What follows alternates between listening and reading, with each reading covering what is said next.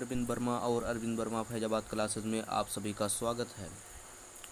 दोस्तों, आज हम क्लास 10th के मैथमेटिक्स में द्विघात समीकरण पढ़ने चल रहे हैं। तो द्विघात समीकरण होता क्या है, पहले इसके बारे में हम जानते हैं कि द्विघात समीकरण है क्या। इसके बाद हम उसके आगे बात करेंगे कि द्विघात समीकरण क्या है। चलिए देखते हैं द्विघात समीकरण क्या है। द्विघात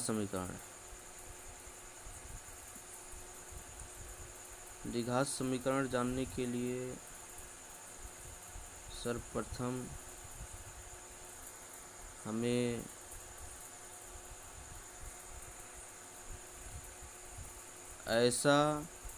इसका पहले लिखते हैं, ऐसा समीकरण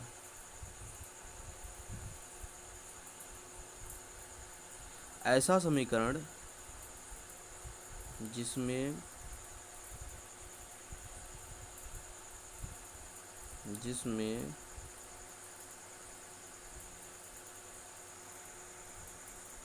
उसकी घात 2 हो। ऐसा समीकरण जिसमें उसकी घात 2 हो, उसे द्विघात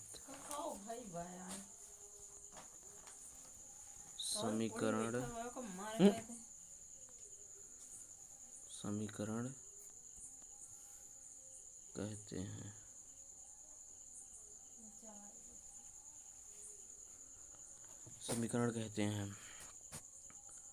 तो आप लोगों ने देखा कि द्विघात समीकरण है क्या। ऐसा समीकरण जिसमें 2 हो, उसकी घात हो, उसे हम द्विघात समीकरण कहते हैं। इसके बाद अब हम देखते हैं इसका कुछ एग्जाम्पल।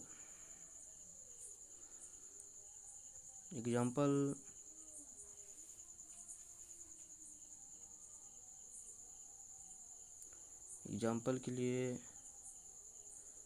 देखें आप एग्जाम्पल, जैसे 2x² प्लस 3x प्लस 4, यह एक द्विघात समीकरण है। यह द्विघात समीकरण है। देखिए, इसमें द्विघात समीकरण ये है क्योंकि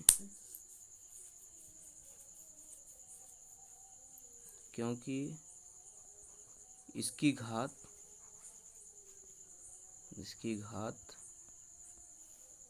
2 है। तो इसलिए जो है, इसी प्रकार आप सेकंड ले लेते हैं। सेकंड हम एक समीकरण ले लेते हैं जिसको कह देते हैं 4x² प्लस 7x प्लस 6। यह भी एक द्विघात समीकरण। तो इस प्रकार द्विघात समीकरण यही होता है कि ऐसा समीकरण जिसकी घात 2 हो, उसे हम द्विघात समीकरण कहते हैं। आगे देखते हैं। द्विघात समीकरण के बाद हम इसमें देखते हैं कि द्विघात समीकरण के हल क्या होते हैं। समीकरण का हल क्या होता है, इसको पहले हम देखते हैं। समीकरण का हल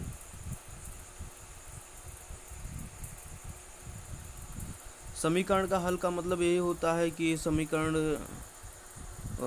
को जो है हल किया जाए, वही समीकरण को हल किया जाए। जो उसके मूल होते हैं वही समीकरण के हल होते हैं।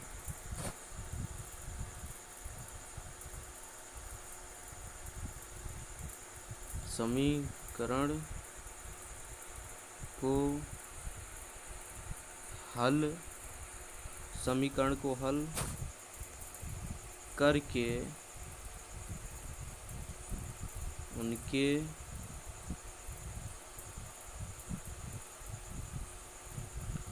मूल निकालना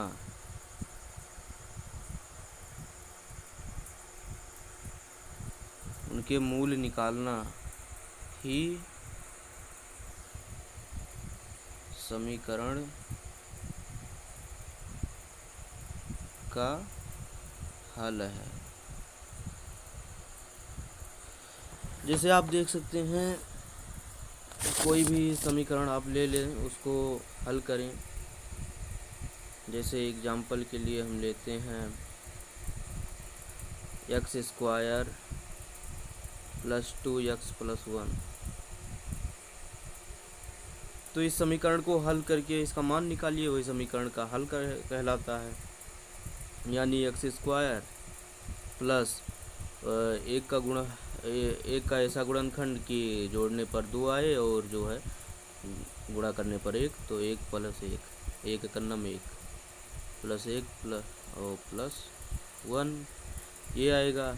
इसके बाद फिर आएगा x square plus x plus x plus 1। यहाँ से एक्स कामन कर दिया जाए,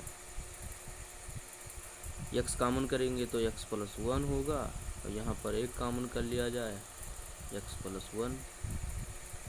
यहाँ पर एक्स प्लस 1 हो जाएगा, यहाँ पर एक्स प्लस 1। अब यहाँ लिखेंगे when X plus 1 is equal to 0, तो एक्स बराबर -1। उसी प्रकार व्हेन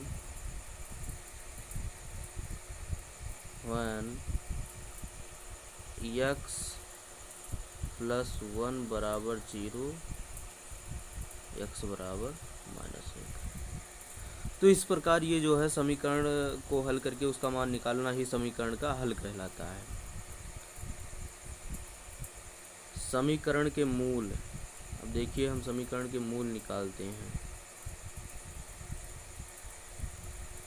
समीकरण के मूल, देखिए समीकरण के मूल क्या होते हैं, ध्यान से देखिएगा। समीकरण के मूल,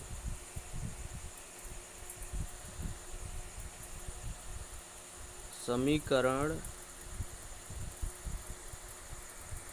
को हल करने पर प्राप्त चरों का मान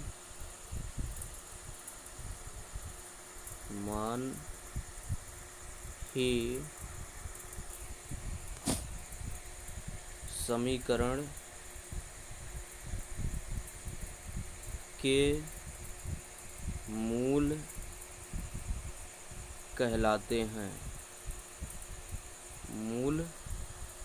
कहलाते हैं। यानी कि समीकरण को हल करने पर प्राप्त चरों के मान, चरों का मान ही समीकरण के मूल कहलाते हैं। ठीक है, तो ये समीकरण का मूल है। जैसे आप उदाहरण के लिए ले सकते हैं, जैसे एग्जाम्पल के लिए आप ले लें,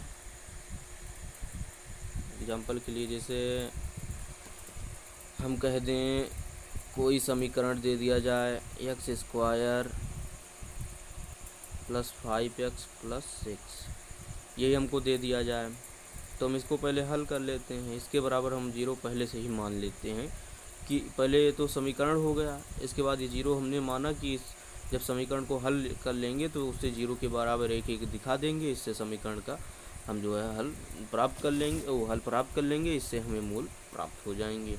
तो देखिए एक्स स्क्वायर का गुणनखंड करते हैं, 3 दूना 6, 3 2 5, तो 3 + 2 एक्स प्लस 6 बराबर 0। X square plus 3x plus 2x plus 6 is equal 0। X common कर लिया जाए, एक्स प्लस 3 यहाँ पर, इसके बाद यहाँ पर 2 कॉमन कर लिया जाए, x प्लस 3 बराबर 0, x प्लस 2 एक ब्रैकेट में, दूसरे ब्रैकेट में x प्लस 3 बराबर 0, when